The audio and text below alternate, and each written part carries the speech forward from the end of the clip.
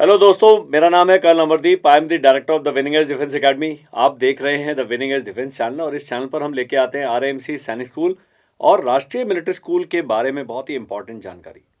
बहुत सारे वीडियोस हैं हमारे पास सैनिक स्कूल के बारे में, फीस के बारे में, कट ऑफ के बारे में, लेकिन एक मैंने सोचा कि एक ऐसा वीडियो पेरेंट्स के लिए बनाया जाए जो सोच रहे हैं कि अपने बच्चे को हमने सैनिक स्कूल में भेजना है। आपका बच्चा भी क्लास 1 में है, 2 में है, तब भी आप ये वीडियो देखें। आपका बच्चा 6, 7, 8 कहीं पर भी है, अगर 9th में भी सैनिक स्कूल ज्वाइन करना चाहता है, तब भी ये वीडियो आपके किसी न किसी काम आएगा। मैं इसमें बहुत सारी चीज़ें बताऊंगा, सैनिक स्कूल के बारे में जानकारी दूंगा, उनकी सोसाइटी के बारे में जानकारी दूंगा, पेपर पैटर्न, एलिजिबिलिटी, एज कितना, ब्रैकेट क्या चाहिए, रिजर्वेशन कैसे होता है, और उसके बाद एक बहुत इंपॉर्टेंट हम बातचीत करेंगे कि सैनिक स्कूल का जो रूटीन है, लाइफ कैसे है, एनसीसी कैसे काम करता है, वहाँ पर किस किस चीज़ की पढ़ाई होती है, क्या, ये सब बातें इस वीडियो में, क्योंकि लंबा वीडियो है। तो मैं चाहूँगा कि आप इसको तसल्ली से, फ्री टाइम है तब देखिए, इसको चलते बलते मत देखिएगा। ये लंबा वीडियो होने वाला है, इसमें बहुत सारी जानकारी है, वीडियो यहीं पर रहने वाला है। लेकिन मैं चाहूँगा कि अगर आप ये वीडियो देख रहे हैं, बहुत सारी चीज़ें इंपॉर्टेंट बताऊँगा जिनको शायद आपको नोट करना पड़ेगा।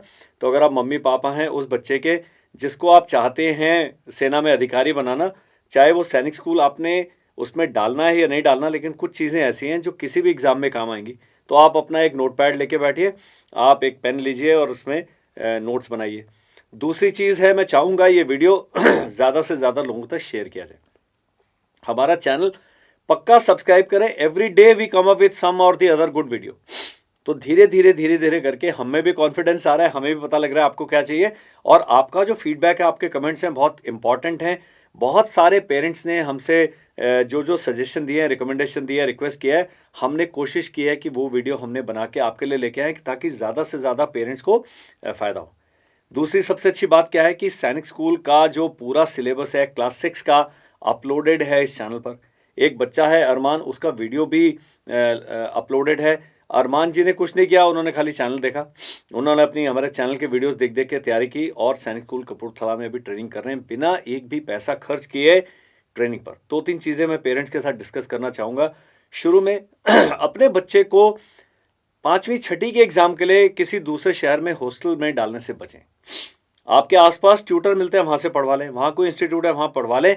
आपके ऑनलाइन अगर आपका बच्चा पढ़ने में कंफर्टेबल है, ऑनलाइन हम तो सारे बैचेस ऑनलाइन चलाते हैं, हम ऑफलाइन केवल देहरादून वालों के लिए चलाते हैं, ताकि आपका बच्चा आपकी छत्र छाया में रहे, आपके स्नेह वाले वातावरण में रहे और वो ठीक से ग्रो कर पाए। अब कई पेरेंट्स का शिकायत आती है कि हमारे बच्चे पढ़ते नहीं ऑनलाइन, तो मैं उनसे रिक्वेस्ट करता हूँ कि दिन में 2 घंटे अपने बच्चे के लिए निकालें। ये 2 घंटे का जो समय आप इन्वेस्ट करेंगे, ये कई हज़ार गुना जाके बढ़ के वापस मिलेगा आपको। इतना फ़ायदा होगा अगर आपका बच्चा करियर में सक्सीड कर जाता है, अपना दुनिया में जगह बना लेता है, you are going to get benefited. So अगर मेरे को कोई बोला जाए, ये SIP बोलते हैं, सिस्टमेटिक इन्वेस्टमेंट प्लान, तो आप हर दिन 2 घंटे आप लगाएंगे तकरीबन 6 महीने के लिए, और ये अगर आपकी पूरी लाइफ आसान बना देते हैं तो इट इज़ जो वर्थ इन्वेस्टमेंट कहते हैं, बहुत ही अच्छा इन्वेस्टमेंट प्लान है। इसमें आप पक्का करें। इसमें पैसे उतने ही खर्च होने जो ऑनलाइन की फीस देनी है, और कोई ज़्यादा खर्च नहीं है, वो भी आप एक्सपेंडिचर की जगह इन्वेस्टमेंट मानिए। हाउ टू जॉइन सैनिक स्कूल, ये वीडियो मैंने कहा बड़ा इंपॉर्टेंट होने वाला है, बहुत इंटरेस्टिंग होने वाला है, तो आप इसको पक्का देखिए। अब सैनिक स्कूल्स है क्या? सैनिक स्कूल पब्लिक स्कूल्स हैं, और इनसे अच्छा, इनसे बढ़िया और इनसे जो फोकस सैनिक स्कूल कोई नहीं है और पब्लिक स्कूल कोई नहीं है। कारण, 6ठी में जब आपका बच्चा जाता है, वो 12वीं तक जाता है, वो एक फौजी डिसिप्लिन के अंडर तैयारी करता है। NDA और नेवल एकेडमी का जो एग्ज़ाम होता है, जो 12वीं के बाद देते हैं, ये स्कूल जो हैं केवल एकेडमिक तैयारी नहीं कराते, बच्चे की जो पर्सनैलिटी डेवलपमेंट होती है, वो सारे गेम्स खेलता है, इतनी एक्स्ट्रा करिकुलर चीज़ों में हिस्सा लेता है, और बहुत ही एक अच्छा जो है देश का नागरिक बन के सैनिक स्कूल से निकलता है। सारे लोग सेना में नहीं जाते हैं, ना ही जाना ज़रूरी है, एग्ज़ाम देना आवश्यक है। बहुत सारे सैनिक स्कूल के जो बच्चे हैं वो डॉक्टर्स भी हैं, इंजीनियर्स भी हैं, बिजनेस में भी अच्छा कर रहे हैं, पॉलिटिक्स में भी हैं, और अपना अपना स्टार्टअप भी कर रहे हैं। बहुत सारे सेनाओं में हैं अधिकारी के रूप में, और बहुत अच्छा काम कर रहे हैं, बहुत ऊपर ऊपर रैंक तक पहुँचे हैं। दूसरा क्या है, बच्चा फिजिकली फिट होता है, मेंटली अलर्ट होता है, बहुत अच्छा एक उसका जो कैरेक्टर बिल्डअप होता है, वो सैनिक स्कूल की ट्रेनिंग आपको देती है। तो इतनी सारी चीज़ें जो हैं, जिसके लिए आप बाहर अगर सैनिक स्कूल वाला जो फैसिलिटीज अगर आप बच्चे को देंगे, तो कम से कम 10 लाख रुपए से 12 लाख रुपए साल आपको खर्च करना पड़ेगा, तब भी जिस तरह से सैनिक स्कूल कराते हैं तैयारी वैसे नहीं करा सकते, वो भी एश्योर्ड नहीं है क्वालिटी। सैनिक स्कूल में क्वालिटी एश्योर्ड है क्योंकि सैनिक स्कूल की जो कमांड है वो मिलिट्री ऑफिसर्स के हाथ में है। तो जो उसके प्रिंसिपल हैं, उसके जो वाइस प्रिंसिपल या एडमिनिस्ट्रेटिव ऑफिसर है, रजिस्ट्रार हैं, ये सब फौजी होते हैं, एडमिनिस्ट्रेटिव ऑफिसर फौजी होते हैं। तो उनका जो एक डिसिप्लिन है सेनाओं का, और जो करिकुलम है वो सैनिक स्कूल सोसाइटी द्वारा बनाया गया है, एमओडी के अंडर में आता है। बहुत अच्छा एक तरीका है सैनिक स्कूल में पढ़ाई करने का। अब सारे सैनिक स्कूल सीबीएसई से जुड़े हुए हैं, बहुत हाई क्वालिटी एजुकेशन है, स्मार्ट क्लासेस हैं, स्मार्ट बोर्ड्स हैं, और सैनिक स्कूल के अंदर जो पढ़ाई हो रही है, क्योंकि डिस्ट्रैक्शन नहीं है, क्योंकि वहाँ इंटरनेट नहीं है, मोबाइल फ़ोन नहीं है, सब नहीं है। आप देखिए कि अगर बच्चा इन सब डिस्ट्रैक्शन से परे रहेगा, वो कितना अपने जीवन में ऐड ऑन कर सकता है। मेरे पास पेरेंट्स आते हैं, बच्चे आते हैं, मैं कहता हूँ आप जब एक बारी अपना करियर बना लेते हैं, आप एक के बजाय 2 मोबाइल फ़ोन लेके घूमें, कोई आपको रोकेगा नहीं। लेकिन जब अपने ऊपर इन्वेस्ट करने का टाइम है, अपने को ग्रो करने का टाइम है, और ये जो चीज़ें सैनिक स्कूल कराता है, आपकी जो दौड़ है, आपकी स्विमिंग है, आपकी राइडिंग है, आपका जो म्यूज़िक है, आपका प्ले है, ये आपको इंटरनेट नहीं करा सकता। ये आपको ग्राउंड पे खुद करना है, फिजिकल फिटनेस खुद हासिल करनी है, पूरी लाइफ के लिए आप एक विनर बन जाते हैं। अब 33 सैनिक स्कूल्स हैं, जिसमें यूपी सैनिक स्कूल जो लखनऊ है वो शामिल नहीं है। तो 33 सैनिक स्कूल्स के लिए एग्ज़ाम होता है, क्लास 6 के लिए और क्लास 9 के लिए। सीबीएसई से एफिलेटेड है। सैनिक स्कूल सोसाइटी जो है वो मिनिस्ट्री ऑफ डिफेंस के अंडर आता है। अब जो एग्ज़ाम होता था पहले सैनिक स्कूल सोसाइटी कंडक्ट करती थी, अभी नेशनल टेस्टिंग एजेंसी एनटीए जो है वो ऑल इंडिया सैनिक स्कूल एंट्रेंस एग्ज़ाम कंडक्ट करती है। तो आपने एनटीए की वेबसाइट पर जाएंगे, पुराना वाला एक भी नोटिफिकेशन आप डाउनलोड कर लें, इंग्लिश में भी मिलेगा, हिंदी में मिलेगा, 84-85 पेजेस का नोटिफिकेशन है, पूरा पढ़ जाइए। तो आपको जो भी पेरेंट्स हैं जो इस वीडियो को देख रहे हैं, मैं चाहूँगा कि बहुत पक्के पक्के कदम लेके चलें। जैसे होता है ना कीचड़ दलदल वाले में, आप एकदम एक एक स्टेप पर ध्यान देते हैं। तो जब आप अपने बच्चे के करियर का चुनाव कर रहे हैं, बहुत ज़्यादा मेहनत आपने करनी है, और मैं चाहता हूँ वो करें। तो एनटीए और सैनिक स्कूल सोसाइटी की वेबसाइट देखिए। अब सैनिक स्कूल सोसाइटी क्या है? ये रजिस्टर्ड सोसाइटी है। बहुत ही इनका बड़ा होल्ड है सैनिक स्कूल पर, क्योंकि सारे स्कूल बिल्कुल सेम हैं, उनका करिकुलम सेम है, उनकी इंट्रा स्कूल क्विज कंपटीशन है, इंट्रा स्कूल स्पोर्ट्स कंपटीशन है, इंटर स्कूल होता है, जोनल कंपटीशन होता है, नेशनल लेवल पे होता है। तो इतना सारी चीज़ें सैनिक स्कूल सोसाइटी कंट्रोल करती है। तो बहुत ही एक बढ़िया काम जो है सैनिक स्कूल का, जो एडमिनिस्ट्रेशन का है, वो एजुकेशन का स्टैंडर्ड मेंटेन करते हैं, बाकी जो एक्टिविटीज़ हैं उनका स्टैंडर्ड मेंटेन करते हैं, डिसिप्लिन का स्टैंडर्ड मेंटेन करते हैं, और वो देखते हैं कि देश के किसी भी सैनिक स्कूल में आपका बच्चा पढ़ रहा है, तकरीबन सेम तरीके का उसका रूटीन है, सेम तरीके की लाइफ हो जी रहा है। तो बहुत अच्छा जो है सैनिक स्कूल सोसाइटी की वेबसाइट पे जाएंगे, पूरे 33 सैनिक स्कूल्स का जो लिंक है इस वेबसाइट पर। आपको अलग अलग स्कूल सर्च करने की जरूरत नहीं है। आपने सैनिक school society .in, in stands for India, आपने जब इस वेबसाइट पर जाते हैं, उनके नीचे आएगा आर स्कूल, तो पूरे 33 सैनिक स्कूल के बटन बने हुए हैं। आप जिस सैनिक स्कूल के बारे में जानकारी प्राप्त कर रहे थे वहां पर जाइए। कुछ जानकारी आपको वेबसाइट पर मिलेगी, कुछ जानकारी वेबसाइट पर नहीं मिलेगी। हम एक इस वीडियो के साथ लिंक डालेंगे आरटीआई के द्वारा कैसे जानकारी आप हासिल कर सकते हैं। आप सैनिक स्कूल का जो आरटीआई का जो एड्रेस लीजिए, सैनिक स्कूल की हर एक की वेबसाइट पर है, नहीं है तो जो सैनिक स्कूल सोसाइटी की वेबसाइट है आप उस पर डाल दीजिए, और उनको आरटीआई दीजिए कि मुझे इस सैनिक स्कूल के बारे में ये जानकारी प्राप्त करनी है। पक्का आपको 15 से 20 दिन के अंदर जवाब आएगा, और जो आप जानकारी चाहते हैं वो आप जानकारी पा सकते हैं। तो इस प्रकार अपना अवेयरनेस लेवल बढ़ाइए। इसलिए मैंने कहा ये वीडियो केवल वो बच्चे नहीं, उनके पेरेंट्स ना देखें जो 4वीं 5वीं और सैनिक स्कूल की तैयारी कर रहे हैं। ये वीडियो उनके लिए भी है जिनका बच्चा भी स्कूल जाना शुरू हुआ है, और वो अपने बच्चे के करियर के बारे में सोच के थोड़ा सा चिंतित है। आजकल क्या होता है, 2.5 साल का बच्चा होता है, मम्मियाँ उनको लेके पहुंच जाते हैं स्कूल में कि यार इसको पढ़ाना शुरू करते हैं, ABCD मेरा बच्चा बोलेगा, तोता हेलीकॉप्टर वगैरह पहचानने लगे, इस प्रकार की बातचीत चलती रहती है। क्यों वो करते हैं हमें नहीं पता, हमें क्या डर है, बाद में अपने आप सब, हम 6ठी क्लास 6 साल का था जब मैं पहली क्लास में गया, कुछ नहीं मिस किया। तो 2.5 साल का बच्चा स्कूल में ना भेजें, उसको घर में पढ़ाएं, ये भी मैं सजेशन देना चाहूँगा। लेकिन ठीक है, पेरेंट्स अपना अपना सोच है सबकी, वो चाहते हैं कि हमारा बच्चा अच्छा करियर चूज़ करे। तो ये उन सब पेरेंट्स के लिए वीडियो को इसको ध्यान से देखें, एक से ज़्यादा बार देखें, और आपके दोस्त हैं, आपके एज ग्रुप के बाकी लोग हैं, उनके साथ शेयर करना मत भूलें। मैं ये वीडियो बना के जो अच्छा काम कर रहा हूँ, आपने भी स्वर्ग जाना है, मेरे साथ वाली गाड़ी में बैठ के जाना है, तो पक्का इस वीडियो को शेयर करें। ये अच्छे काम करने से आपको सेटिस्फैक्शन मिलेगा। अब सैनिक स्कूल जो एक स्कूल है, उसमें प्रिंसिपल होते हैं, आर्मी नेवी एयरफोर्स का कोई अधिकारी होते हैं, वाइस प्रिंसिपल एडमिनिस्ट्रेटिव ऑफिसर, ये 3 व्यक्ति जो हैं ब्लैक में, इनको मैंने स्लाइड पे दिखाया है, ये है फौजी। उसके बाद एकेडमिक स्टाफ है, ये भी आजकल गवर्नमेंट इनको सिलेक्शन प्रोसेस से गुजर के ही आप सैनिक स्कूल में एज ए टीचर लग सकते हैं। ऐसे नहीं कि आप हमारे सैनिक स्कूल में मैथ्स पढ़ाइए। बहुत ही क्वालिफाइड, बहुत ही सेलेक्टेड, बहुत ही मोटिवेटेड लोग जो हैं एकेडमिक स्टाफ हैं, और बहुत सीनियर टीचर्स हैं। और मैं सोचता हूं कि ये जो काम कर रहे हैं हमारे टीचर्स जो सैनिक स्कूल के हैं, बहुत ही बढ़िया काम कर रहे हैं। क्योंकि मैं अपने बारे में जब बताऊं तो मैं एक्स एनडीए हूँ। मैंने पहली बार सैनिक स्कूल के बच्चों से, जो उनके पुराने कैडेट से, जब मैं नेशनल डिफेंस एकेडमी पहुंचा तब हमारी मुलाकात हुई। उनका जो स्टैंडर्ड था, गुरु क्या बताएं, बहुत ही अच्छा, बहुत ही हाई लेवल का उनका जो परफॉर्मेंस था, ना केवल पढ़ाई में, स्पोर्ट्स में, बाकी एक्टिविटीज़ में हमसे वो कम से कम 10 कदम आगे थे। और वो ये लोग सारे मिलकर उनको तैयार कर रहे हैं। उसके अलावा एक बहुत बड़ा एडमिनिस्ट्रेटिव स्टाफ है। सैनिक स्कूल सारे हैं रेसिडेंशियल स्कूल्स हैं। रेसिडेंशियल मतलब वहाँ पर आपको हॉस्टल में ही रहना है। आपका बच्चा डे स्कॉलर के रूप में आना जाना नहीं कर सकता। आप नगरोटा में रहते हैं और नगरोटा सैनिक स्कूल में आपका बच्चा चला गया, तब भी वो हॉस्टल में ही रहेगा। आप उससे रोज़ ये नहीं कि शाम को चाय पीने के लिए घर आ गए, इस प्रकार की सुविधा नहीं है। तो ये आपने तैयार रहना है। उसके बाद जनरल एम्प्लॉयज़ हैं, बहुत सारे मैसेज हैं, बहुत सारे स्पोर्ट्स फील्ड हैं, लैब्स हैं, इन सबको मेंटेन करने के लिए और इन बच्चों को बिल्कुल सही तरीके से एक अच्छा एडमिनिस्ट्रेटिव एटमॉस्फेयर देने के लिए बहुत सारे जनरल एम्प्लॉयज़ हैं। तो एक ऐसी संस्था है जहाँ पर कोई भी आदमी मिसिंग नहीं है। ये जितने लोग हैं सब सैनिक स्कूल के जो 4 दीवारी है उसके अंदर रहते हैं। हमने एक अभी पिछला वीडियो जो रिकॉर्ड किया मिसेस पूनम भंडारी से हमने जब बात करी, तो उन्होंने बताया कि हमें अंदर ही रहना होता है और ये पूरा का पूरा स्टाफ है, ये 24 घंटे, ऑलमोस्ट 24 घंटे अवेलेबल होता है कैडेट्स की हेल्प करने के लिए, उनकी देखरेख करने के लिए। ये सुविधा बाकी पब्लिक स्कूल्स में नहीं है।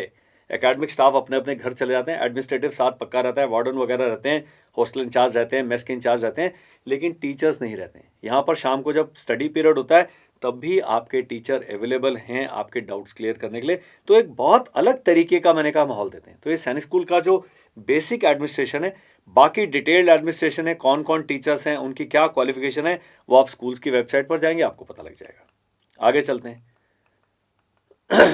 अब क्या है, सैनिक स्कूल में एडमिशन 2 क्लासेस में होता है। पहला होता है क्लास 6 में, दूसरा होता है क्लास 9 में। ये बहुत सारे वीडियोस हैं, इनको मैं दोबारा नहीं रिपीट करूंगा। क्लास 6 में अभी 2023 में वीडियो बन रहा है, तो बॉयज़ एंड गर्ल्स क्लास 6 में अप्लाई कर सकते हैं। 9th में अभी गर्ल्स का एडमिशन का चांसेस नहीं है। 10 और 12 साल के बीच में आपकी एज होनी चाहिए 31 मार्च को। इसके बारे में बहुत सारे वीडियोज़ हैं, बहुत सारे शॉर्ट्स हैं, ये आप तरतीब से देखिएगा, उनके बारे में बताया गया। सैनिक स्कूल जाने से पहले आपका बच्चा स्कूल गया नहीं है, घर में भी पढ़ रहा है, उसकी कोई चिंता नहीं है, कोई मिनिमम परसेंटेज, कोई क्वालिफिकेशन नहीं मांगते हैं। केवल आपका डोमिसाइल सर्टिफिकेट है और बच्चे ने सैनिक स्कूल का रिटन एग्जाम क्लियर करना है। 2 ही चीज़ें चाहिए क्लास 6 में एडमिशन के लिए। जबकि क्लास 9th में जब वो जाता है तो क्लास 8 पास का सर्टिफिकेट लगता है रिकॉग्नाइज स्कूल से। 2 अंतर हैं जिनको समझना बहुत ज़रूरी है। मिलिट्री स्कूल में ऐसा नहीं है। मिलिट्री स्कूल में आपको क्लास 5 पास होना आवश्यक है रिकॉग्नाइज स्कूल से। लेकिन सैनिक स्कूल में क्या है, कई गांव में स्कूल की सुविधा नहीं है। उस समय जब सैनिक स्कूल बने थे तो लोग 6ठी से ही क्लासेस शुरू होती थी, उससे पहले घर में पढ़ाई होती थी, लोकल अपने पेरेंट्स पढ़ाते थे, गांव के टीचर्स पढ़ाते थे, कोई फॉर्मल एजुकेशन का सिस्टम नहीं था। वो अभी भी और बहुत एडवांटेज है उन बच्चों के लिए जो रूरल एरिया से आते हैं, जो सुदूर देश के दूर दूर कोने से आते हैं, तो उनको ये बात जानना आपके लिए आवश्यक है। 9th के लिए, अभी के लिए केवल लड़कों के लिए एज का जो ब्रैकेट है 13 से 15 साल। अब सब चीज़ों के बारे में आपको डाउट्स आएंगे। डाउट्स आते हैं किसी भी चीज़ पर तो आपने कमेंट सेक्शन में लिख देना। हमारी बीच बीच में पट्टी चलती रहेगी जिसमें हमारा नंबर आएगा, ईमेल आईडी आएगा। आप हमारी काउंसलर को, हमारी काउंसलिंग टीम को व्हाट्सएप करें, अपना सवाल पूछें, पक्का हम जवाब देंगे। अगर आप चाहते हैं कि ये पॉइंट क्लियर नहीं हुआ, इस पर एक और वीडियो बनाया जाए, हम और वीडियो बनाएंगे, आपको लिंक भेजेंगे। क्योंकि 750 से भी ज़्यादा वीडियोज़ हैं हमारे चैनल पर, ढूंढना भी थोड़ा मुश्किल है, तो हम ढूंढ के आपको वो वीडियो पोस्ट कर देंगे। यहाँ पर क्लास 8 पास चाहिए, लेकिन मिनिमम परसेंटेज नहीं चाहिए, लेकिन बच्चा पास होना चाहिए। तो आपने ये ध्यान देना है कि जो बच्चा एकेडमिकली अच्छा है उसी को सैनिक स्कूल की तैयारी कराएं और पहले से कराएं। अगर थोड़ा सा व्यक्ति मेरी तरह है, ढीला है पढ़ने में, तो आप बोलो यार तू 1 साल ज़्यादा पढ़ ले। तो इस प्रकार के डिसीजन पेरेंट्स से लेने। इसलिए मैंने कहा ये वीडियो आपने किसी भी एज के, आपका बच्चा है, लड़का है, लड़की है, ये वीडियो पक्का देख लें। इसलिए मैंने कहा ज़्यादा से ज़्यादा शेयर करें। इधर उधर के वीडियो भी हम सारा दिन देखते रहते हैं, वो जहाज़ उतर रहा है, कोई हेलीकॉप्टर गिर गया, कोई ये हो गया, वो सब हम डांस वाले वीडियोस देखते हैं, स्टैंड अप कॉमेडी के देखते हैं। तो ये जो करियर के बारे में जो वीडियोस है इनको देखने में क्या प्रॉब्लम है? एक ही बार आपने ऐसा वीडियो देखना है, आधे पौने घंटे लगेगा, वो अपना टाइम इन्वेस्टमेंट में माने। मैंने आपको बताया था ये एसआईपी जो है वो आप कर रहे हैं। अब एग्जाम पैटर्न ऑनलाइन एग्जाम नहीं होता है, पेन एंड पेपर मोड में होता है। आपको एग्जामिनेशन सेंटर पे जाना है, वहां पर आपको प्रिंट आउट मिलेगा, क्वेश्चन पेपर का आंसर शीट मिलेगी, ओएमआर शीट, ये ऐसी बनी हुई है ओएमआर शीट, आप देख सकते हैं। तो ओएमआर शीट मिलेगी, ओएमआर शीट के ऊपर आपने गोले से मार्क करना है। तो ये बच्चे को थोड़ा सा, स्कूल में क्या होता है, स्कूल में क्वेश्चन है उसका आंसर लिखा, मैथ्स का क्वेश्चन है उसका आंसर लिखा, लेकिन यहाँ पर आंसर निकाल के उसका आंसर को भरना पड़ता है। तो थोड़ा सा बच्चे को जो 10 साल का बच्चा है उसके लिए थोड़ा सा समझने में समय लगता है। मल्टीपल चॉइस क्वेश्चंस होते हैं, एमसीक्यू बेस्ड होते हैं सारे क्वेश्चन पेपर, तो बहुविकल्पी बोलते हैं। एक क्वेश्चन है उसके 4 आंसर्स हैं, 4 में से 2 तो बिल्कुल सेम ही लगेंगे आपको। तो ये थोड़ा सा, इसलिए जब लोग कहते हैं कि कोचिंग कराई जाए कि नहीं कराई जाए, थोड़ी बहुत ज़रूरत है, बहुत ज़्यादा भी ज़रूरत नहीं है। मैं नहीं कहता कि आप मेरे पास पूरे साल के लिए भेजें। अगर आप हमारे वीडियोस आपको अच्छा लगता है, हमारा चैनल अच्छा लगता है, साल क्या 2 साल के लिए हम पढ़ाएंगे आपके बच्चे को, लेकिन उससे पहले पेरेंट्स ने अपनी तैयारी करनी है, जिसके लिए ऐसे वीडियो देखना बहुत ज़रूरी है। नेगेटिव मार्किंग नहीं होती आपके बच्चे के लिए, तो किसी के लिए भी नहीं है। तो देखना है कि ज़्यादा से ज़्यादा मार्क्स लेके आने हैं हर सब्जेक्ट में। 4 सब्जेक्ट्स होते हैं, लैंग्वेज है, मैथ्स है, जीके और इंटेलिजेंस है। तो 25% हर सब्जेक्ट में नंबर लेके आने और 40% ओवरऑल लेके आने हैं, ताकि बच्चा कंसिडर हो। मान लीजिए 150 नंबर का मैथ्स था, 150 में से 150 बच्चा ले आया, और लैंग्वेज में वो 50 में से 10 ही नंबर लाया, 5 ही नंबर लाया, तो वो पास नहीं माना जाएगा, चाहे ओवरऑल उसके 40% से कहीं ज़्यादा मार्क्स हैं। तो ये 2-3 चीज़ें पेरेंट्स के लिए समझना जरूरी। केवल एक कैटेगरी है schedule caste and schedule tribe, जिसमें ये 25% और 40% का जो रिस्ट्रिक्शन है वो नहीं है। तो वो उनका अपनी कैटेगरी में वो कर रहे हैं, रिजर्वेशन का हिस्सा आएगा इस वीडियो में। जाके हम रिजर्वेशन के बारे में बात करेंगे, कैसे रिजर्वेशन है, कैसे सीट्स हैं, सीट्स रिजर्व्ड है। 9th का जो पेपर है वो मीडियम इंग्लिश ही है, केवल एक ही भाषा में आएगा, इंग्लिश, और बाइलिंगुअल पेपर होता है इंग्लिश और हिंदी। तो जब क्लास 9th का जो क्वेश्चन पेपर है वो इंग्लिश और हिंदी में, लेकिन क्लास 6 में बहुत लोग कंफ्यूज होते हैं। इंग्लिश के अलावा 13 और भाषाएं हैं जिनमें आपका पेपर आ सकता है। जब आप फॉर्म भरते हैं तो आपने लैंग्वेज का चुनाव करना है। अगर आप इंग्लिश चुनते हैं तो लैंग्वेज का जो सेक्शन होगा वो इंग्लिश, और बाकी पेपर इंग्लिश और हिंदी में आएगा। अगर हिंदी चुनाव करते हैं, बाकी सब सेम है, लेकिन जहां पर भाषा है, लैंग्वेज है, वहां हिंदी होगा, और पेपर, बाकी पेपर इंग्लिश और हिंदी में ही है, तो कोई चिंता नहीं है। लेकिन यहाँ इंग्लिश और हिंदी का लैंग्वेज सेक्शन में फ़र्क पड़ता है। लेकिन अगर मान लीजिए आप एसएमईज चुनते हैं, तो भाषा वाले सेक्शन में एसएमईज का टेस्ट पेपर आएगा 50 नंबर का, और जो बाकी पेपर है इंग्लिश और एसएमईज में होगा। सिमिलरली इंग्लिश स्टैंडर्ड है, और बाकी जो भी भाषा आप चुनाव करते हैं, बाकी सब्जेक्ट उसी में पूछे जाएंगे।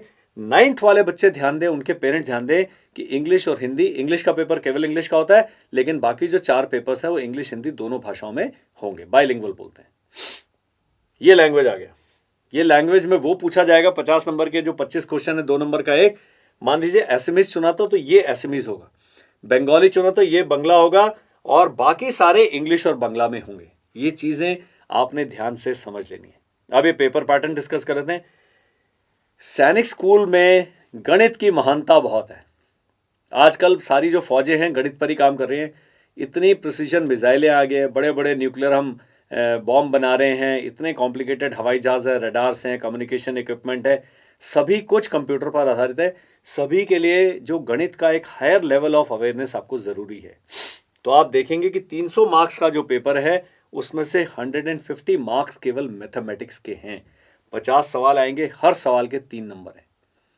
तो इतना ज़्यादा, तो जो पेरेंट्स सोचते हैं कि हमने सैनिक स्कूल के लिए बच्चे की तैयारी करानी है, तो मैं कहता हूँ पहले के जो 3-4 महीने आप केवल मैथ्स के बारे में क्लैरिटी ले आए। वो बहुत ज़्यादा स्कोरिंग है। बाकी 3 पेपर मिला के 150 नंबर है, मैथ्स का अकेला 150 नंबर है, ये वेटेज है। जीके का पेपर है जिसमें साइंस और सोशल स्टडीज शामिल है। 25 क्वेश्चन आएंगे 2 नंबर के। लैंग्वेज मैंने बता दी है, जो लैंग्वेज आप भरते हैं फॉर्म भरते समय, उस लैंग्वेज में आपका टेस्ट लिया जाएगा। कई हैं मेरे मित्र जिन्होंने हिंदी भर दिया है और पढ़ाई इंग्लिश की करते रहे। यहाँ लैंग्वेज में हिंदी आ गया, हिंदी में वहाँ समास पूछा, वहाँ पर पर्यायवाची शब्द पूछा, बच्चे को पता ही नहीं क्या है।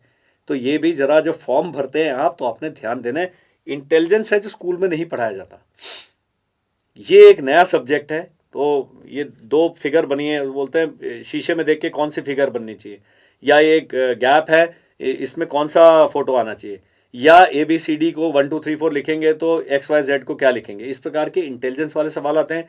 मम्मी के चाचा के भाई की बेटी का नाम क्या होगा, ऐसे करके इस प्रकार के इंटेलिजेंस वाले सवाल आते हैं। ये सब्जेक्ट स्कूल में नहीं पढ़ाया जाता। क्यों नहीं पढ़ाया जाता मुझे नहीं पता, पढ़ाया जाना चाहिए। लेकिन इस जब एंट्रेंस एग्जाम है तो इंटेलिजेंस पर आपने ध्यान देना है, क्योंकि ये वो सब्जेक्ट है जो स्कूल में हम नहीं पढ़ा रहे। तैयारी करने का तरीका आगे बताऊंगा, कैसे आपने तैयारी करनी है। मेरा एम क्या है? मेरा एम है अपने इंस्टीट्यूट की बड़ाई करना। आपको बताना हम बहुत अच्छे काम कर रहे हैं। आप हमारे पास ज़्यादा से ज़्यादा मात्रा में बच्चों को भेजें और पढ़ाई दें और हमें फीस पे करें। लेकिन मेरा एम है कि आप अपने बच्चे का चार्ज खुद लें, बहुत कम पैसा खर्च करके या बिल्कुल पैसा ना खर्च करके। अरमान का मैंने आपको उदाहरण दिया है, आप अपने बच्चे का हाथ पकड़ के उसकी तैयारी कर सकते हैं। नहीं निकलता है बच्चा सैनिक स्कूल में, कोई चिंता नहीं है। उसका अवेयरनेस लेवल बाकी उसकी क्लास के बच्चों से, उसकी एज के बच्चों से बहुत बढ़ गया है। ये कुछ भी चीज़ें लॉस नहीं होती हैं। खुशबू का व्यापार होता है। अगर आप इत्र बेचते हैं तो आपके हाथ में खुशबू आएगी बिना खरीदे ही।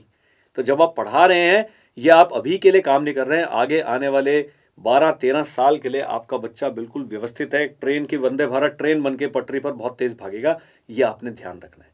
तो जो भी पेरेंट्स हैं, मैंने एक पॉडकास्ट रिकॉर्ड किया है कि सभी पेरेंट्स को या सैनिक स्कूल या RAMC का एग्जाम एक बारी अपने बच्चे को दिलवाना है। सैनिक स्कूल नहीं गया, कोई चिंता की बात नहीं है। लेकिन ये जो कंपटीशन का जो एक उसको टेस्ट है वो आ जाएगा। कैसे तैयारी होती है, प्रेशर में कैसे काम करना पड़ता है। लाइफ में आगे जाके बहुत तरीके के प्रेशर्स आते हैं। आपका बच्चा उस प्रेशर को विथस्टैंड करने के केपेबल हो जाएगा। ये मैं आप सबके साथ शेयर करना चाहता हूँ। मेरी एज 52 ईयर्स है। बहुत अच्छा हुआ करता था मैं पढ़ाई में। मेरा बेटा कॉलेज में, बेटी स्कूल में 10th में पढ़ रहे हैं। अच्छा अपने अपनी मेहनत कर रहे हैं, हमने इंडिपेंडेंस दे रखी है। लेकिन मुझे लगता है कि क्योंकि क्वालिफाइंग एग्ज़ाम मेरे बेटे ने लॉ का एग्ज़ाम दिया, पास करना पड़ा। मैंने उसको देखा 11वीं 12वीं में पढ़ते तो मुझे लगा कि प्रेशर है। और ये मैंने भी नहीं किया। जब मेरा बेटा 6 में था, मैं अपनी बटालियन कमांड कर रहा था। हम कहीं टेररिस्ट के खिलाफ लड़ाई लड़ रहे थे। तब ऐसा कोई वीडियो कर्नल अमरदीप सिंह का वीडियो मैंने देखा ही नहीं। तो मुझे लगता है कि अगर ये बहुत पहले मैंने इस प्रकार की स्ट्रैटेजी अपनाई होती तो जो प्रेशर मेरे बच्चों को, मेरी बेटी अभी 10th के बाद जब 12th के बाद कंपटीशन देगी, उनको प्रेशर फील करना पड़ेगा। आजकल अवेयरनेस लेवल ज़्यादा है, बच्चे आपस में एक दूसरे से बहुत सीखते हैं। लेकिन ये जो है आपके बच्चे को बहुत सही दिशा पे डालेगा। इसलिए सैनिक स्कूल की तैयारी एक बार अवश्य करें, अपने आप करें। हमारे पास मत आए, ये वीडियो देख लो, हमारा चैनल देख लो, यहाँ से सारी तैयारी कर सकते हैं आप। चल रहे और 100% कोर्स है, एक भी चीज़ मिसिंग नहीं है हमारे कोर्स के अंदर। ये भी आप देखेंगे, मॉक पेपर्स भी हैं, सैम्पल पेपर्स भी हैं, वर्कशीट भी कराई हुई है हमने। तो ये पेपर पैटर्न आप समझ लीजिए, और इसके आगे क्या करना है वो भी बताऊंगा। क्लास 9th में टॉपिक्स हो गया 5। मैथ्स की वेटेज वही की वही है, 200, 400 में से 200 नंबर, 50% सैनिक स्कूल में। मिलिट्री स्कूल का पैटर्न अलग है। मिलिट्री स्कूल का जब वीडियो बनेगा अगला सीरीज में वही है, फिर RAMC का बनेगा। लेकिन पेपर पैटर्न आप समझ जाइए। तो मैथ्स में सैनिक स्कूल के क्लास 6 में, क्लास 9th में वेटेज 50% है। English 50 marks, intelligence 50 marks, general science and social studies. यहाँ जो क्लास 6 में GK का पेपर था, ये जो सेक्शन है वो अलग हो गया। मतलब एक ही पेपर होता है, ये 3 घंटे का, वो 2.5 घंटे का होता है। और नेगेटिव मार्किंग इसमें भी नहीं है, उसमें भी नहीं है। इसमें भी बाकी सब में 25-25 क्वेश्चन है, 50 क्वेश्चन मैथ्स के हैं। तो कोई ज़्यादा चेंज नहीं हुआ है। केवल यहाँ पर general science and social studies के दोनों को अलग कर दिया, क्योंकि बहुत बड़ा सिलेबस हो जाता है इसका। इसकी भी आप तैयारी करें। इंटेलिजेंस जो आपने क्लास 6 में पढ़ा था उसी का थोड़े से कॉम्प्लिकेटेड सवाल आते हैं, लेकिन इंटेलिजेंस का ज़्यादा चेंज नहीं आता है। तो NCERT की किताबें अगर आप पढ़ रहे हैं, CBSE का सिलेबस पढ़ रहे हैं, बहुत अच्छा तरीका है तैयारी करने का। आपका बच्चे को पढ़ाई में आपने ध्यान देना है। ये बड़ी कॉम्प्लिकेटेड सिचुएशन है। इतना सब कुछ करने के बाद भी लोगों को क्लियर नहीं है। तो मैं फिर वही एग्जांपल दूंगा कि 100 सीटें अगर उत्तराखंड में घोड़ाखाल स्कूल की हैं, तो 67% जो सीट्स हैं वो रिजर्व्ड हैं उत्तराखंड के निवासियों के लिए। उसके लिए एक डॉक्यूमेंट बहुत आवश्यक है, उत्तराखंड का डोमिसाइल सर्टिफिकेट, स्थायी निवासी प्रमाण पत्र। जब आप फॉर्म भरते हैं, पिताजी या माताजी दोनों में से किसी एक का प्रमाण पत्र फॉर्म के साथ आप अपलोड कर सकते हैं। लेकिन जब बच्चा सैनिक स्कूल जाता है, तब बच्चे का डोमिसाइल बन चुका होना चाहिए। तो मान लीजिए जनवरी में एग्जाम है, अप्रैल में बच्चा जा रहा है, तो और जब आप फॉर्म भर रहे हैं, फॉर्म भरा गया सितंबर में, तो सितंबर से मार्च तक का आपके पास समय तकरीबन 6 महीने का वो डोमिसाइल सर्टिफिकेट बनाने का। अभी भी जिनके बच्चे क्लास 1 2 3 4 कहीं पर भी हैं, अपने नगर निगम में जाएं, वहां पर किसी क्लर्क से मिलें, अधिकारी से मिलें, उनसे पूछें भाई डोमिसाइल सर्टिफिकेट बनाना है, या आप जो स्टेट गवर्नमेंट की वेबसाइट है उस पर डोमिसाइल सर्टिफिकेट के आप अप्लाई करें। और ये एसेंशियल डॉक्यूमेंट है। 33% जो सीट्स हैं बाहर से आने वाले लोगों के लिए रिजर्व्ड हैं। कई लोग हैं केरला में रहते हैं, उन्हें बहुत घोड़ाखाल पसंद है। नैनीताल के पास एकदम पिकनिक स्पॉट है, बहुत ही सुंदर जगह है। तो वो चाहते हैं कि हमारा बच्चा घोड़ाखाल में पढ़े या किसी एक स्कूल में पढ़े, तो वो अगर अप्लाई कर सकते हैं तो एज आउटसाइड स्टेट कैटेगरी के अंदर अप्लाई कर सकते हैं। सैनिक स्कूल के बारे में एक चीज जान लेना बहुत जरूरी है कि आप जब फॉर्म भरते हैं केवल एक ही आप चॉइस भर सकते हैं। अगर आपने घोड़ाखाल भर दिया और आपके नंबर आए 235 और कुंजपुरा का कट ऑफ गया 233, तो आपका बच्चा ऑटोमेटिकली कुंजपुरा के लिए कंसीडर नहीं होगा। अगर कुंजपुरा में और पूरे सैनिक स्कूल में वैकेंसीज रह जाती हैं, लास्ट में झाड़ पहुंच के जब लिस्ट बनाते तब वो शायद बुला सकते हैं, लेकिन ऑटोमेटिकली नहीं होगा। अब कई पेरेंट्स हैं, मेरे को फ़ोन करते हैं, मैसेज करते हैं कि हमारे बच्चे का इस स्कूल के कट ऑफ से कम नंबर आ रहे हैं, क्या वो उस स्कूल के लिए हम अप्लाई कर सकते हैं? नहीं कर सकते। फॉर्म में आपने या तो होम स्टेट अप्लाई करना है, आउटसाइड स्टेट अप्लाई करना है, एक ही चॉइस भर सकते हैं, दो चॉइस नहीं भर सकते हैं। तो ये बात बहुत ध्यान से करनी है आपने। मैंने जब कट ऑफ वाला वीडियो बनाया तो उसमें मैंने बताया कि आपका बच्चा 214 215 नंबर ला रहा है। आपने सारे सैनिक स्कूल के पिछले कट ऑफ देखने हैं, नहीं पता तो आरटीआई के द्वारा मंगाई। हमने तकरीबन 33 में से 26 से 27 के कट ऑफ लिस्ट डाली है। बाकी सैनिक स्कूल ने हमारी आरटीआई क्वेरी का जवाब नहीं दिया, कहा कि हम नहीं देंगे। तो अभी हम उनसे झगड़ा नहीं कर रहे। तो आप पता करें तो उस सैनिक स्कूल के लिए अप्लाई करें जिसके कट ऑफ से ज़्यादा नंबर आपका बच्चा ला रहा है, अगर आप बहुत सीरियस हैं। अगर अपने ही स्टेट में आप करेंगे, सीटें ज़्यादा हैं लेकिन उनका कट ऑफ भी ज़्यादा है, तो ये चीज़ें आपने ध्यान रखना है। और कट ऑफ भी स्टेट वाइज है, बहुत सारा कॉम्प्लिकेटेड चीज़ें हैं इसके अंदर, वो बताऊंगा कैसे है। अब है 15% शेड्यूल कास्ट, 7.5% शेड्यूल ट्राइब और 27% ओबीसी नॉन क्रीमी लेयर। ये नॉन क्रीमी लेयर वो लोग हैं जो कि सेंट्रल ओबीसी एनसीएल लिस्ट में है, सेंट्रल, स्टेट वाले नहीं। कुछ लोग स्टेट द्वारा ओबीसी डिक्लेयर किए गए हैं, वो नहीं मान्य है। आपकी जो जाति प्रमाण पत्र है वो सेंट्रल लिस्ट के हिसाब से होगा। तो ये डॉक्यूमेंट भी आपको एसेंशियल चाहिए अगर आप इन कैटेगरीज के तहत अप्लाई कर रहे हैं। मान लीजिए आप किसी रिजर्व कैटेगरी में आते हैं और आपका किसी कारण से प्रमाण पत्र नहीं बना और नहीं बन सकता या कुछ हो गया लोचा, तो आप जनरल कैटेगरी कैंडिडेट ही कंसिडर किए जाएंगे। अब जब बच गए 50.5% जनरल कैटेगरी सीटें हैं, इन 55.5% का 25% है डिफेंस के लिए रिजर्व्ड है, जिसमें असम राइफल और कोस्ट गार्ड शामिल नहीं है। और डिफेंस का जब मतलब है सर्विंग या एक्स सर्विसमैन, उसमें दोनों शामिल है। लास्ट में आता है गर्ल्स। हर एक स्कूल में लड़कियों की संख्या 10 है क्लास 6 में, या 10% ऑफ टोटल वैकेंसीज है। मान लीजिए उस स्कूल में उस साल में लड़कों की जो वैकेंसीज थी 80 थी, लड़कियां फिर भी 10 होंगी। लेकिन अगर लड़कों की वैकेंसीज 120 हैं तो लड़कियों की संख्या 112 होगी। ये अंतर समझना जरूरी है। मेरी परसों एक सैनिक स्कूल के प्रिंसिपल साहब से बात हो रही थी, तो उन्होंने कहा कि पिछले 2 साल में जो लड़कियां आई हैं 10-10 ने ज्वाइन किया है, लेकिन 3 ने छोड़ दिया। बहुत सारे बच्चे छोड़ के चले जाते हैं, वो भी बताऊंगा क्यों चले जाते हैं। तो जब चले जाते हैं तो पहले साल में वो क्या है, रिजर्व से जो उनको बुला लेते हैं, लेकिन अगर 1 साल के बाद किसी बच्चे ने छोड़ा फिर रिजर्व वालों को कॉल नहीं किया जाएगा, क्योंकि ये जो एग्जाम की मान्यता है 1 साल के लिए है। तो मान लीजिए अप्रैल में शुरू हुआ, सितंबर अक्टूबर तक ये आपके बच्चे को बुला सकते हैं 3-4 महीने तक, उसके बाद नहीं बुलाएंगे। तो 3-4 वैकेंसीज गर्ल्स के लिए क्रिएट हो गई। अब जब 17 लड़कियां हैं उस स्कूल में, जब ये 9th में पहुंचेगी तो उस स्कूल में 9th में 3 लड़कियों की वैकेंसीज क्रिएट हो गई हैं। तो जो पेरेंट्स कह रहे हैं कि सर लड़कियां 9th में क्यों नहीं एग्जाम दे पाती है, क्योंकि उनके लिए वैकेंसीज नहीं है। लड़के भी इन्हीं वैकेंसीज के अगेंस्ट एग्जाम देते हैं। ऐसा है कि 9th में एडमिशन होता क्या है कि 6ठी में पूरी वैकेंसीज भर गई तो फिर 9th में 0 बचेगी। लेकिन कई बच्चे हैं, कई पेरेंट्स हैं, कई लोग कोप अप नहीं कर पाते हैं, कई लोगों को घर की याद आते हैं, कई लोग फेल हो जाते हैं, कई लोग इनडिसिप्लिन करके स्कूल से निकाल दिए जाते हैं। तो 6ठी से लेकर 8वीं तक 10 या 15 वैकेंसीज क्रिएट हो जाती है, उतनी ही सीट्स होती है 9th के लिए। 9th में क्या है, ये जो गेम है, ये जो खेल है, ये जो कैलकुलेशन है, आपको समझना जरूरी है। हम ये वैकेंसीज को और विस्तार से मैं आपको बताऊंगा। टोटल सीट 100, होम स्टेट के लिए 67, आउटसाइड स्टेट के लिए 33। तो जो लिस्ट है स्टेट की, जो होम स्टेट है उसकी लिस्ट को लिस्ट ए कहा जाता है, और जो बाहर वाली स्टेट की लिस्ट है उसको लिस्ट बी कहा जाता है। आइए देखिए कि लिस्ट ए और लिस्ट बी कैसे काम करती हैं। लिस्ट ए में जैसे मान लीजिए 100 वैकेंसीज थी, तो 67 वैकेंसीज हैं लिस्ट ए की और 33 वैकेंसीज हैं लिस्ट बी की। ये जो हैं ये वो कैंडिडेट्स हैं जो उसी होम स्टेट के रहने वाले, और ये हैं जो घोड़ा खाल में या किसी स्टेट में बाहर से आने वाले कैंडिडेट्स हैं। इसमें सीट्स का डिस्ट्रीब्यूशन देखिए, जो शेड्यूल कास्ट है 15% ऑफ 67, जो टोटल सीट है इसका 15% 10 सीटें शेड्यूल कास्ट के लिए आ गई होम स्टेट में। शेड्यूल ट्राइब के लिए 5 सीटें आ गई जो कि 7.5% है। ओबीसी एनसीएल है 18 सीट्स। अब 67 में से 3 चीज़ें माइनस करो तो 10 + 5 + 18, तो 28 और 5 33 सीट जो हैं आपकी माइनस हो गई, और 34 सीट रह गई हैं टोटल, जो कि जनरल कैटेगरी में आएंगी। अब जनरल कैटेगरी में 2 शेयर आते हैं, एक आता है डिफेंस और एक होता है प्योर जनरल।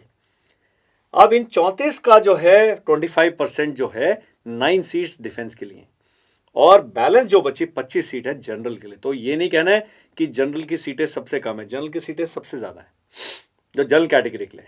अब आता है कहानी है कि मेरे पास एक श्रीमान जी का कॉल आया कि मैं डिफेंस का नुमाइंदा हूं और मैं ओबीसी भी हूं। तो मैंने कहा गुरु आपने 2 चीज़ देखनी है, डिफेंस की सीटें देखनी है, यहाँ 9 या 18 दुगनी सीट्स है। दूसरा कट ऑफ देखना है, तो डिफेंस का कट ऑफ गया 235, इसका गया 192। तो भाई आप डिफेंस को छोड़ के किस में जाएंगे, ओबीसी वाले में अप्लाई करें। इस प्रकार आपने ध्यान देना है कि जहां पर ज़्यादा सीट्स हैं और कट ऑफ कम है, लॉजिक कहता है कि आप उस कैटेगरी के लिए अप्लाई करें। मैंने बताया एससी, एसटी, ओबीसी, एनसीएल, इनका प्रमाण पत्र होना आवश्यक है, ओरिजिनल।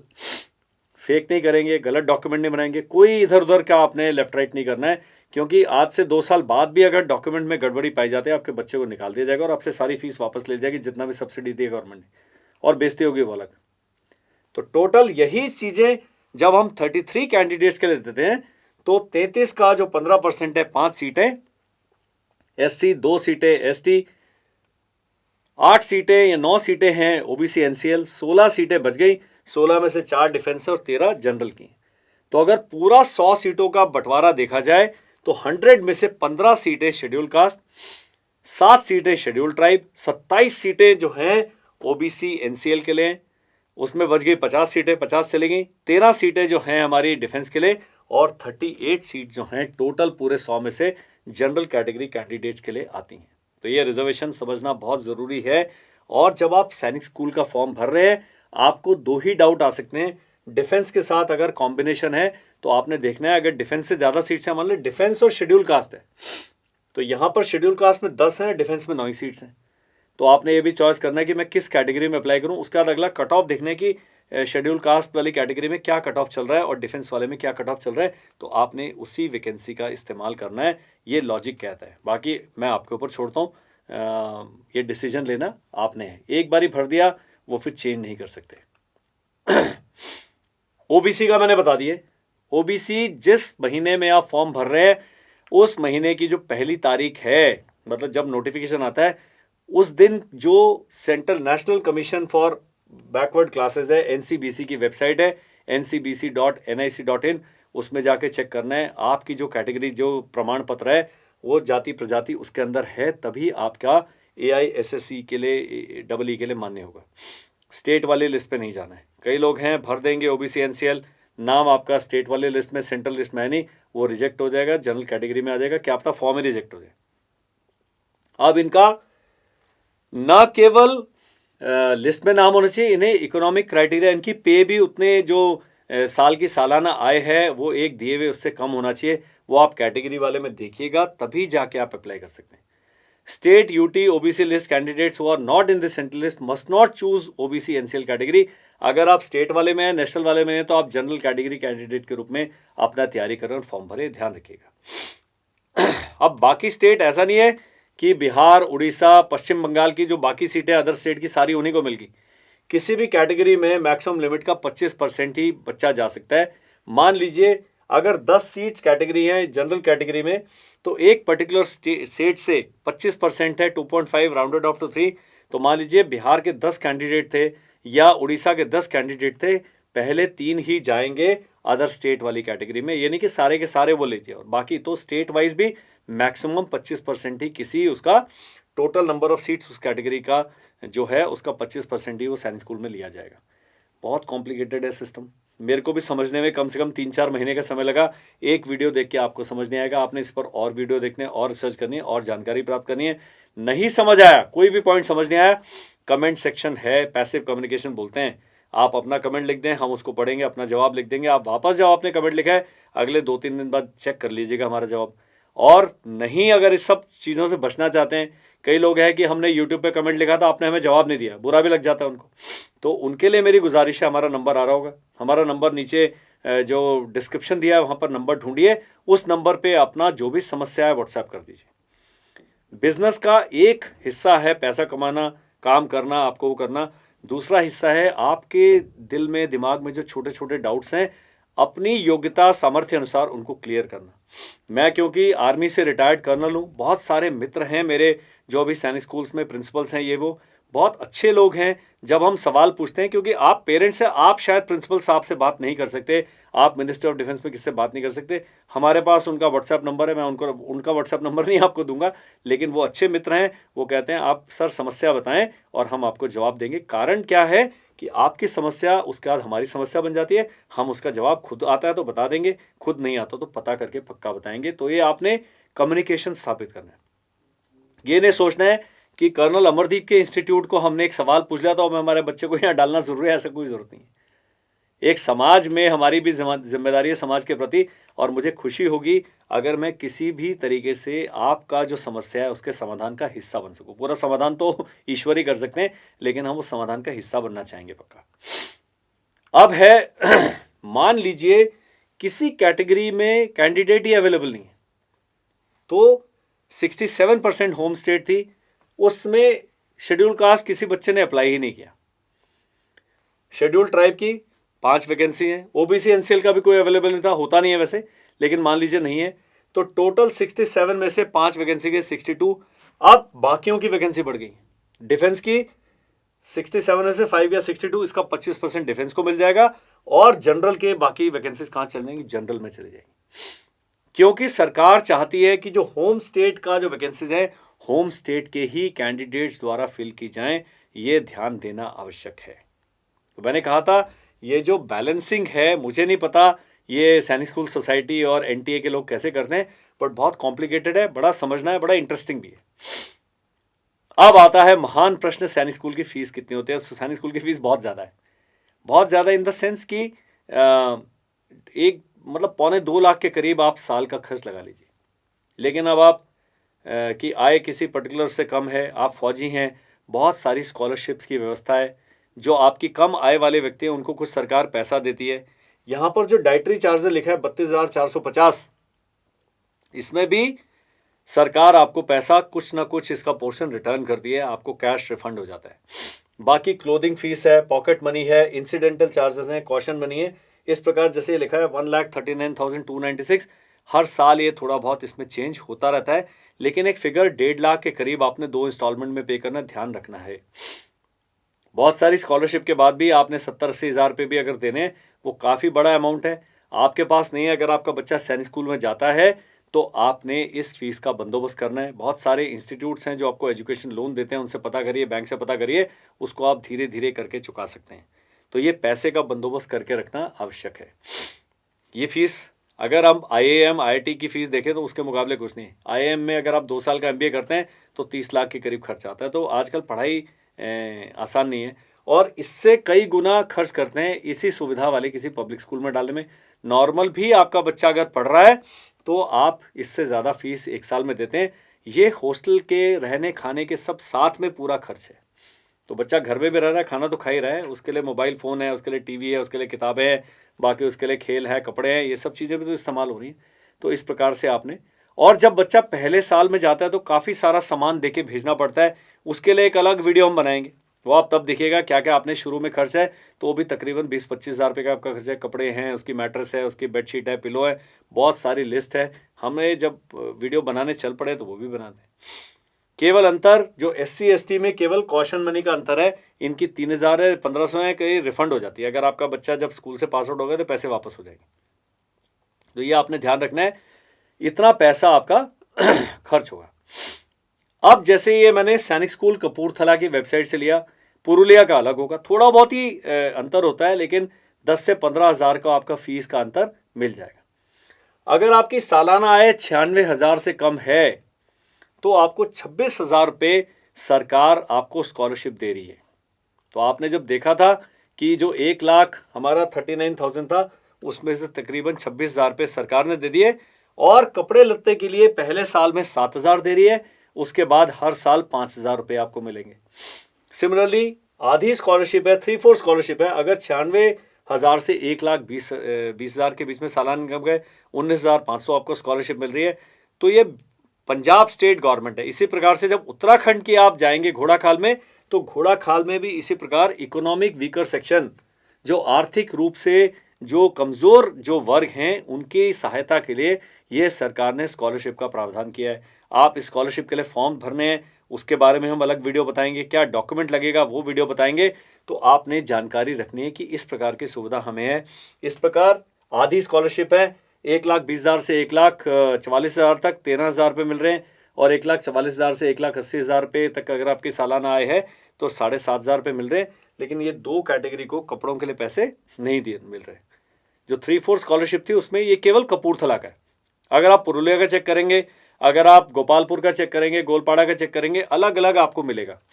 तो आपने ध्यान देना है कि जिस स्कूल के लिए अप्लाई करने, और सबसे अच्छा तरीका क्या है, मैंने कहा था RTI वाले वीडियो का लिंक हम डाल देंगे, आप RTI एप्लीकेशन डालें। अगर स्कूल ने अपनी वेबसाइट पर नहीं मेंशन किया है स्कॉलरशिप का जो प्रोविजंस है, तो आप पक्का आप अपना RTI एप्लीकेशन डालें और अपनी जानकारी हासिल कर लें।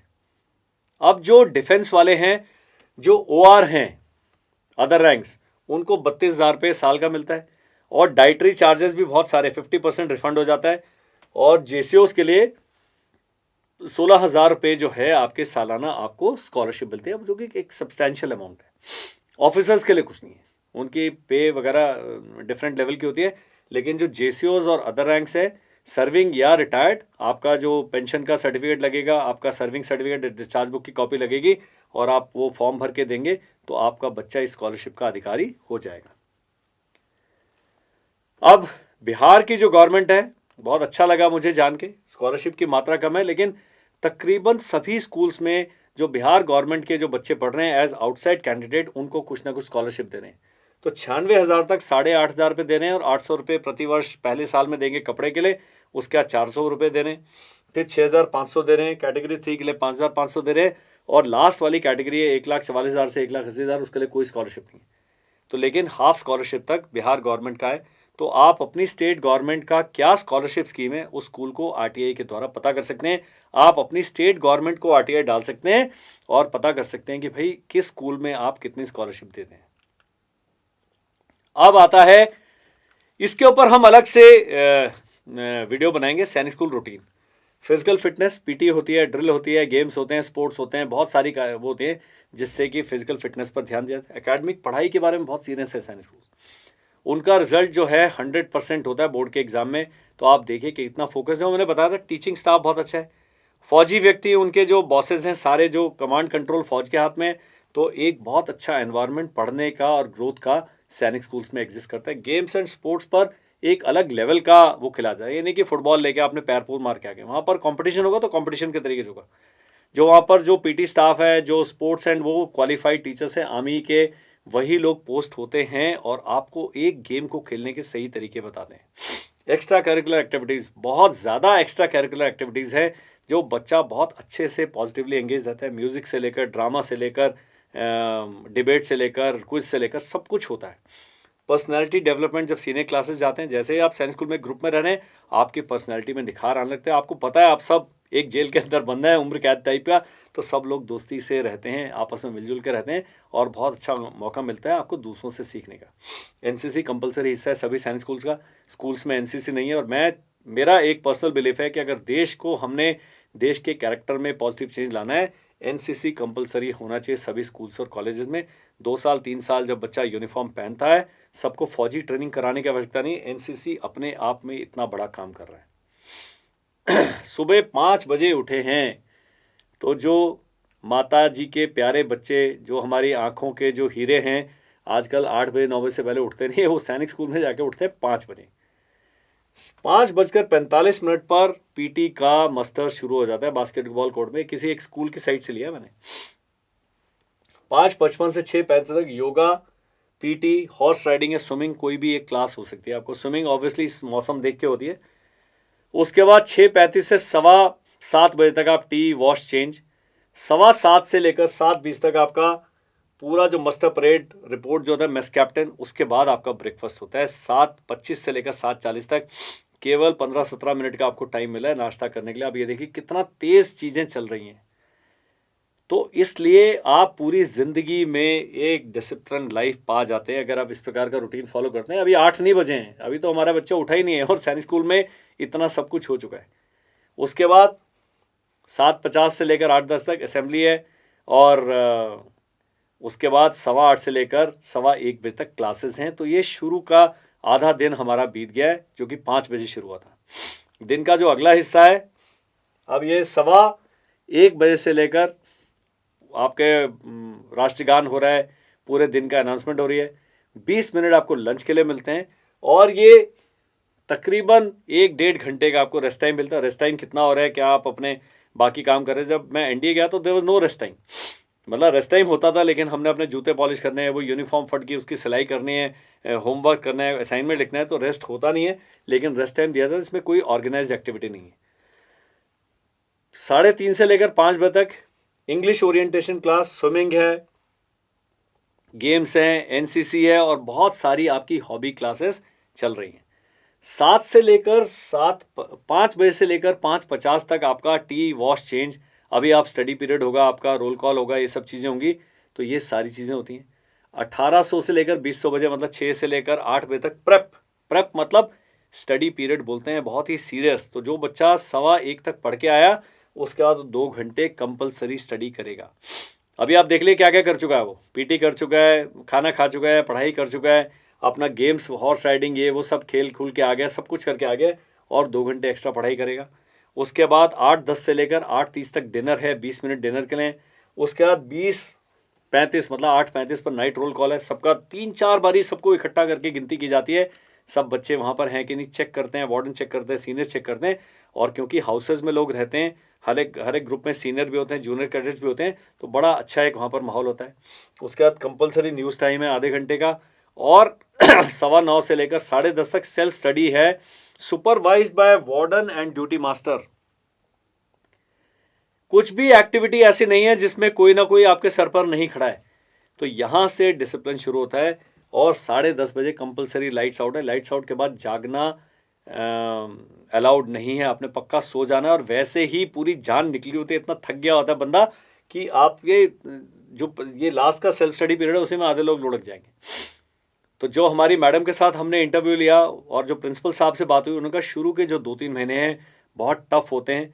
उसमें करना क्या, अपने बच्चे को साइकोलॉजिकली, मेंटली तौर पर तैयार करना है, फिजिकल तौर पर तैयार करना है। नहीं तो ये रूटीन है, ये डे 1 से शुरू हो जाएगा। बड़ा ख्याल रखा जाता है, लेकिन आजकल मैंने कहा है हमारे थोड़े जो बच्चों के प्रति हम ज़्यादा ही स्नेही है, ज़्यादा प्रेम करते हैं, उनको कष्ट नहीं देना चाहते हैं कि हमारे बच्चा अभी प्रेम से रखें, पक्का रखें, कोई बुरी बात नहीं है। लेकिन सैनिक स्कूल में उसको एक फौजी की तरह ट्रीट किया जाएगा। तो सैनिक स्कूल का जब आप एग्ज़ाम देते हैं, उसके बाद बच्चे को बोलो गुरु आपने जाना है और वहाँ से भागना नहीं है, तो ये करना बहुत ज़रूरी है। इसमें कोई वो नहीं है आप लोग कहोगे इसी रूटीन को आसान कर दें। तो जी, अगर आपने सेना में अधिकारी बनना है, आसान तो कुछ नहीं होगा, और मुश्किल हो सकता है, आसान नहीं होगा। इसके बाद जैसे जैसे अकेडमी बढ़ती जाती है, और ये रूटीन टाइट होता रहेगा, और फिजिकल स्ट्रेस बढ़ता रहेगा।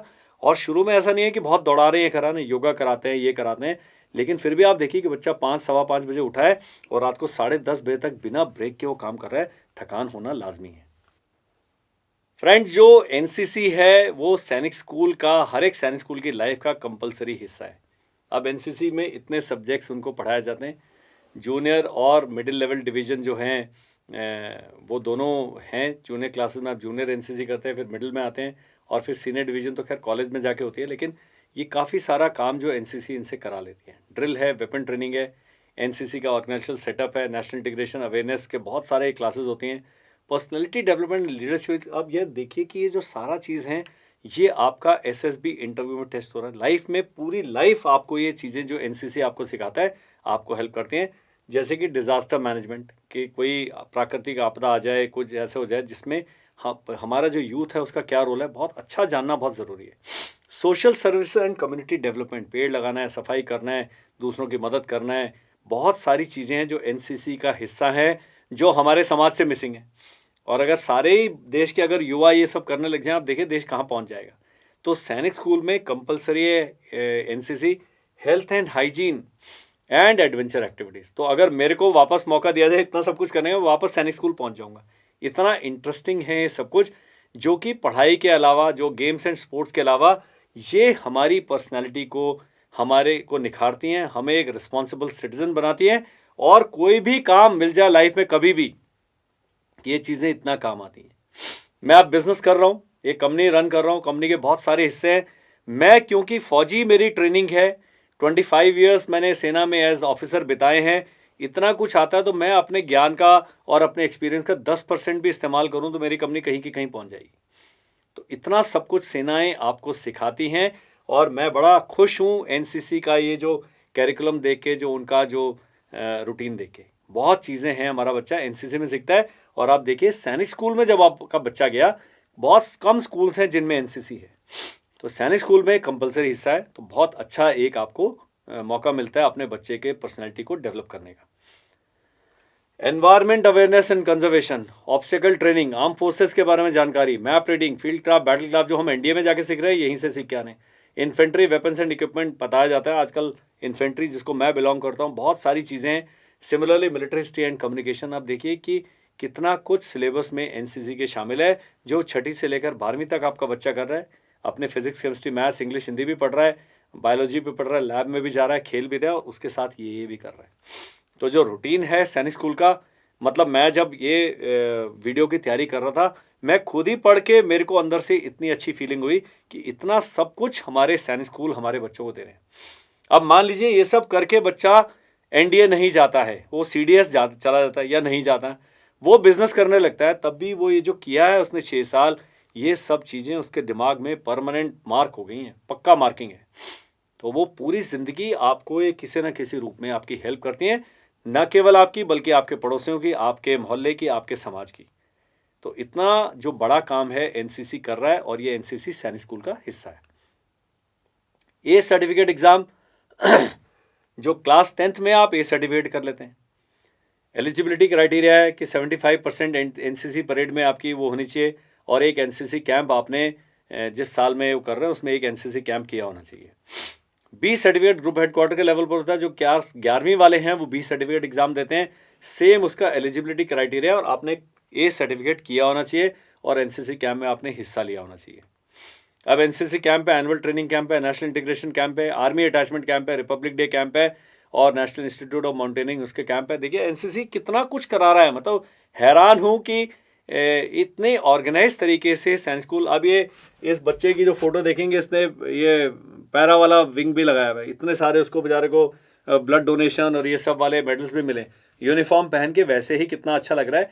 तो एक सेल्फ एस्टीम होता है बच्चे के, अपना जो इमेज होता है, जब आप यूनिफॉर्म पहनते हैं इतना वो इमेज में चेंज हो जाता है। मैं जब आर्मी की यूनिफॉर्म पहनता था, मैं एक अलग व्यक्ति हो जाता था। जब मैं बॉय स्काउट था स्कूल में, स्काउट की यूनिफॉर्म पहनता तो मुझे लगता है मैं बाकी सबसे अलग हूँ। तो ये जो हमारा मेंटल मेकअप है, जो साइकोलॉजिकल हमें हाई मिलता है, एज मिलता है, ये लाइफ में आपको एक विनर बनाता है। इसको आप डिस्कार्ड नहीं कर सकते।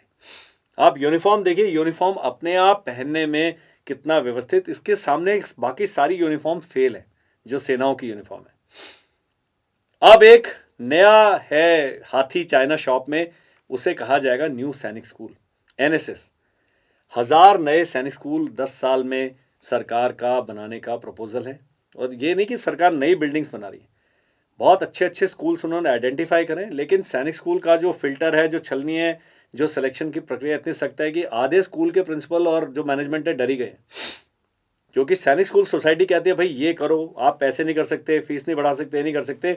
और आजकल आपको पता है सारे ही स्कूल्स, जो पब्लिक स्कूल्स हैं, जो प्राइवेट स्कूल्स हैं, वो एक पैसा कमाने का जरिया बन गया, इतनी मोटी मोटी फीस चार्ज करने। उसके नाम पे क्या डिलीवर कर रहे हैं उस पर ये मेरे वीडियो का ये उद्देश्य नहीं है, लेकिन आप जानते हैं, आप पेरेंट्स हैं। तो जो पीपीपी मॉडल में स्कूल बनेंगे इनको आप कम मत आंकिएगा, क्योंकि इन पर सरकार की सख्त निगाह है, सैनिक स्कूल सोसाइटी की सख्त निगाह है, और जो स्कूल सही नहीं पाया जाएगा उससे मेंबरशिप छीन ली जाएगी। तो ये पक्का ध्यान रखना है। पहले वो 22-23 स्कूल सेलेक्ट किए थे, 18 ही बचे हैं, क्योंकि 3 स्कूल में कोई ना कोई उन्होंने गड़बड़ करी, वो निकाल दिया गया। तो आने में समय लगेगा, लेकिन अभी न्यू एजुकेशन पॉलिसी आ गई है, गवर्नमेंट की तरफ से डंडा लगेगा तो सब लोग सीधे होंगे। और मेरा मानना है कि अगर स्कूली शिक्षा में सुधार कर दिया जाए, पूरे देश का सुधार अपने आप ही हो जाएगा। कोई बाद में करप्शन नहीं करेगा, कोई घूस नहीं लेगा, क्योंकि हम जब बच्चा यंग है, हम उनको सही वैल्यूज़ नहीं दे रहे हैं, वो जाके आगे जाके बहुत ज़्यादा डिस्टॉर्ट हो जाता है। तो मुझे लगता है ये जो पीपीपी मॉडल में सैनिक स्कूल्स हैं, इनके लिए भी आपको सोच विचार करना चाहिए। इसमें 2 एडवांटेजेस हैं। एक, इसमें किसी प्रकार का कोई रिजर्वेशन नहीं है। SC है, ST है, OBC, डिफेंस, सब एक जनरल कैटेगरी है। इसमें एक ही वैकेंसी का डिस्ट्रीब्यूशन है, 60% और 40%। मान लीजिए ये स्कूल है, जो भी स्कूल है, इस स्कूल में 5वीं में जो बच्चे पढ़ रहे हैं उनको बोला जाएगा, भाई हमारा 6ठी से सैनिक स्कूल का भी एक हिस्सा सैनिक स्कूल में बदली होने वाला है, क्या आप सैनिक स्कूल का ऑप्शन भरना चाहेंगे? तो 60% बच्चे इसी स्कूल से लिए जाएंगे, ऑल इंडिया सैनिक स्कूल एंट्रेंस एग्जाम देने के बाद, मेडिकल लेने के बाद। ये नहीं कि आप ऐसे ही 5वीं से 6ठी में आए और वो बाकी लोग तो कंपटीशन करके आ रहे हैं, ऐसे ही चलेगा, ऐसा नहीं। तो ये ध्यान देने वाली बात है। 18 सैनिक स्कूल की लिस्ट कहां पर है?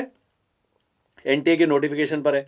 अगर आपका बच्चा इस स्कूल में पढ़ रहा है तो आप 60% के अंतर्गत अप्लाई कर सकते हैं। मान लीजिए इसके साथ ही 2 किलोमीटर दूसरा स्कूल है, अगर वो इसमें अप्लाई करना चाहते हैं, वो इस 40% आउटसाइड कैंडिडेट के रूप में अप्लाई कर सकते हैं।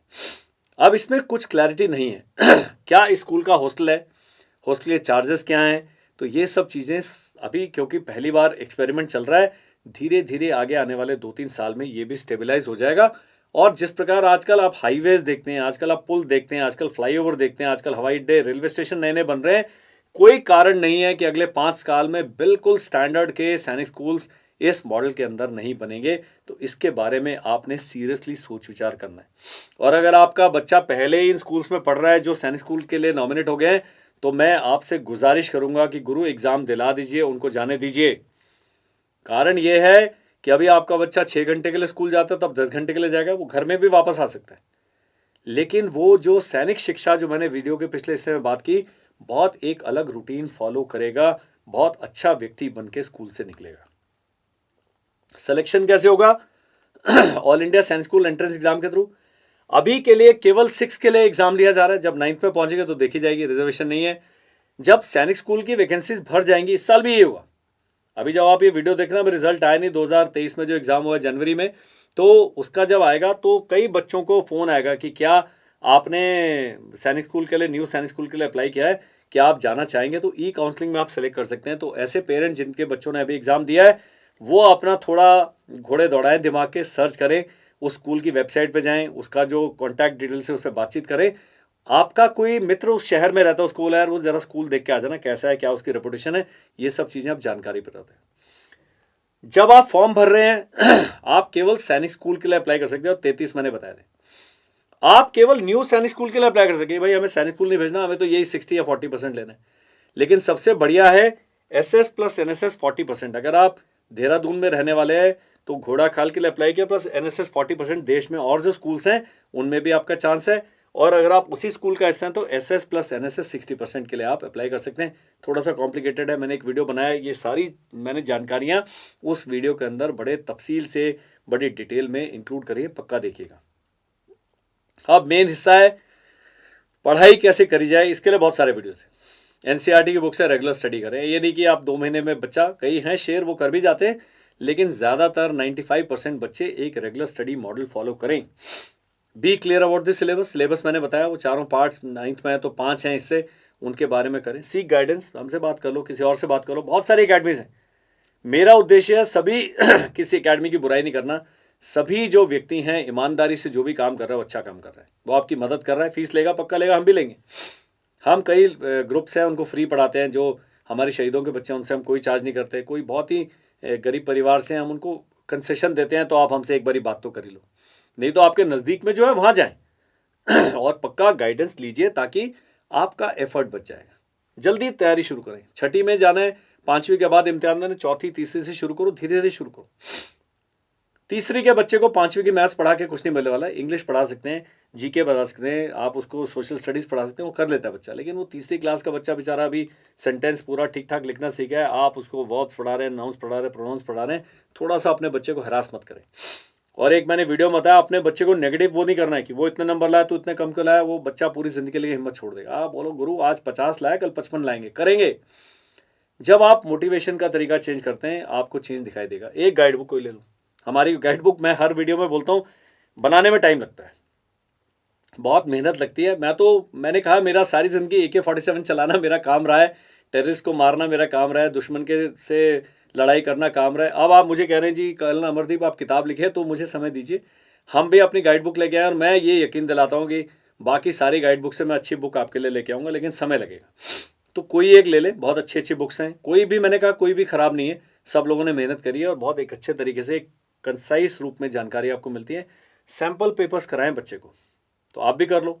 इतनी सारी कंपटीशन वाली मैगजीन्स आती हैं, कोई एक ले लीजिए। लेकिन वो IAS का पेपर नहीं कराना है 5वीं के बच्चे से। आपने 5वीं के लेवल के इंटरनेट पे करोगे तो आपको 5वीं वाले के लेवल के सवाल मिल जाएंगे। धीरे धीरे धीरे करके वो बूंद बूंद से ही खड़ा भरता है, उसको ध्यान रखना है। एंड हमारा ऑनलाइन कोर्स है, आप ले सकते हैं। अभी हम बहुत शीघ्र ही यूडेमी पर डाल देंगे पूरा कोर्स।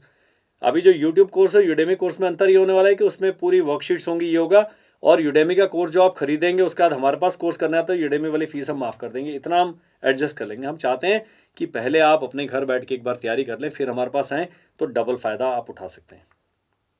हमारे बैचेस 1 साल का सैनिक स्कूल मिलिट्री स्कूल बैच 1 जनवरी से शुरू हो गया है, अभी शुरू हुआ है। अभी भी आप ज्वाइन करना चाहते हैं, करते रहिए, क्योंकि मेन जो जोर लगाएंगे हम जुलाई से लगेंगे। अभी से लेकर जो जून तक आप पढ़ाएंगे, 2 रिवीजन हम करा देंगे बिल्कुल तसल्ली के साथ, आराम से कॉन्सेप्ट क्लियर करके बच्चे को पढ़ाते हैं। हम दिन में 2 ही क्लासेस लेते हैं, हफ्ते में 5 ही दिन क्लासेस लेते हैं, ताकि आपका बच्चा अपना रूटीन तोड़े बिना वो काम करता रहे। क्लास की रिकॉर्डिंग आपको मिलती है। मान लीजिए बच्चे भाई साहब फुटबॉल में नेशनल चैंपियनशिप के लिए खेलने गए, उसको जाने दो, जब वो रिकॉर्डिंग आप देख लो। क्लास माताजी अटेंड कर सकती हैं, पिताजी अटेंड कर सकते हैं, मासी अटेंड कर सकते हैं, फॉर ऑल आई केयर।